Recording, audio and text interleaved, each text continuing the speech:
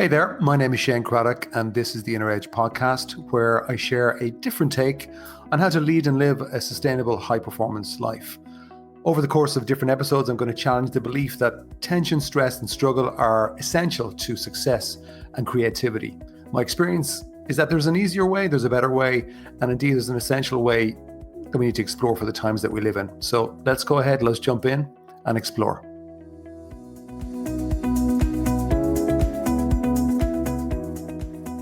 Hello there, and welcome to today's episode with me, Shane Craddock. This is The Inner Edge.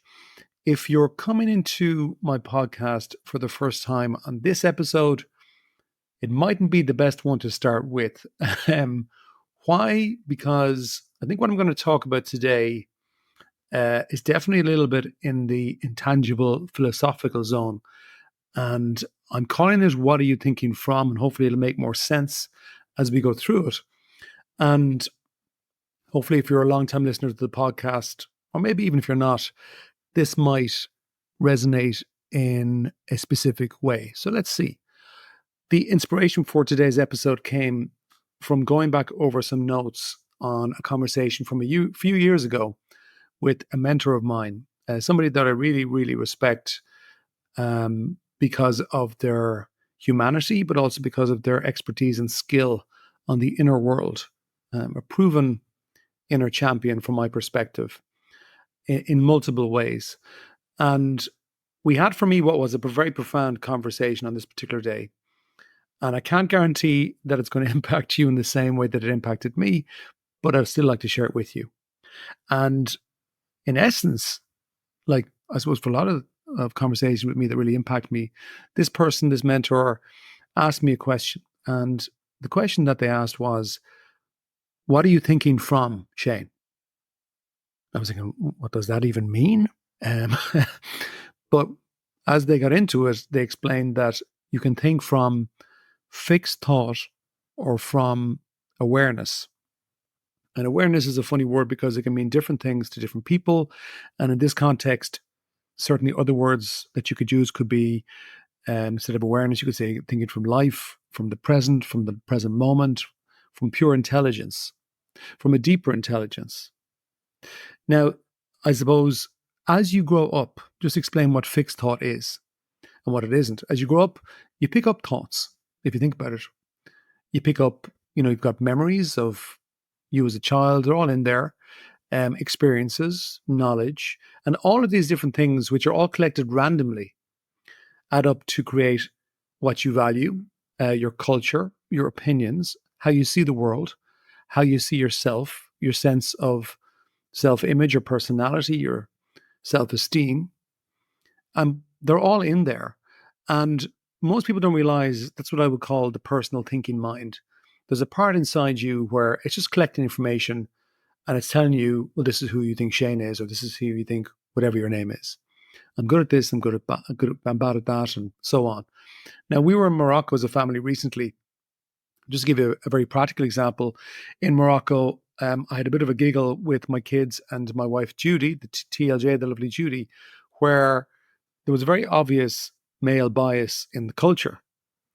And what was funny was we were going out to negotiate with the taxi driver, and Judy started the conversation, and the guy looked at Judy and kind of pretty much ignored her and then started talking to me, and I hadn't said a word.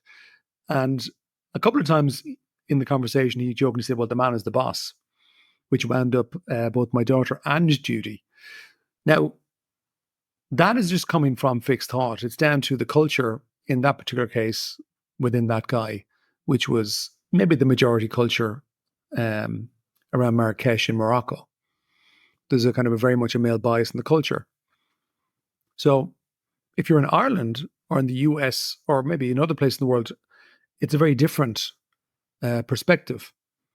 But what the point I'm making is that all of us, including me, have got different fixed thoughts inside me that are because of where I grew up and also because of unique experiences that happened to me. And they create fixed thought that that's just the way it is. That's how I see it.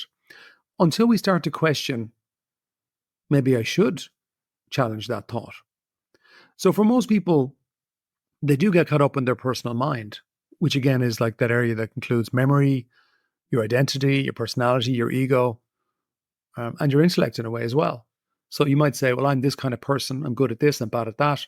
Maybe I've got a bit of a temper in certain situations. I've no self-control for food, or I have a lot of self-control, or I'm an over-controller. And that will take you, in terms of achieving success or goals, it will move you along to a certain point, but it'll only take you so far. You will hit up against limits. It'll present challenges. There'll be blind spots that may emerge in your health or relationships or your work or whatever you're doing, primarily because we don't really think about, our thinking is based on the past. So it doesn't know the future. It doesn't even know the present, even though it will tell you that it does. No, this is what's going to happen, Shay. So that's fixed thought. Now, the other one, the awareness side, pure intelligence, is the more relaxed part of you. It's freer. You could say it's more in flow. It's not caught in habits of thinking or patterns of thinking. It's more carefree. It's the space where original ideas comes to you, the eureka moments, what I call mind shifts as well. Maybe someday you're very relaxed out in nature or just chilling somewhere, and all of a sudden you get this flash of a vision for you in a better life or a higher version of you, maybe even more balanced, happier life. That's coming, in my experience, generally from a deeper part of your own intelligence, a pure intelligence. And the thing is, we can tap into that pure intelligence if we start to get a feel for what it's like. This is what I call iceberg part 2. If you've tapped into any of my book, The Inner CEO, you don't need to have had, but if you're interested, there's more there about this. And that's the area that I call the impersonal mind. I am personal mind, impersonal mind. It's not tainted by your past. It's something that actually, I think even scientists are now starting to join the dots around this kind of connectivity at a deeper level in the universe that almost can connect people. I think to me, it's kind of points to just a simple phenomenon of, if you ever had the experience of the phone ringing and you get this flash of, I know who's ringing me, even though you haven't seen the name on the screen, and you look at it and it's the person you thought it was. Like, what is that? It kind of hints at something deeper inside us, a purer level of intelligence, a deeper part, maybe that's more intuitive, that has a kind of a natural wisdom or a natural wisdom. But even to reflect on where you're thinking from, even just to consider what I'm saying, might create space for something new, a fresh thought to come in.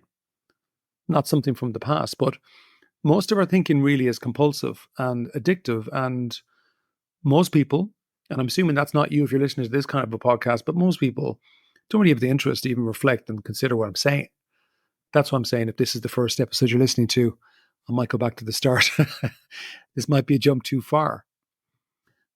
But maybe it's not. Maybe you're resonating with what I said. And in the last episode, I was sharing a quote from Einstein that went something like, it's attributed to him now. He said something like, I think 99 times and I think of nothing. And I swim in the silence and I get the answer, or a version of that. That's not exactly right, but it's a version of that. And it's hinting to the same thing.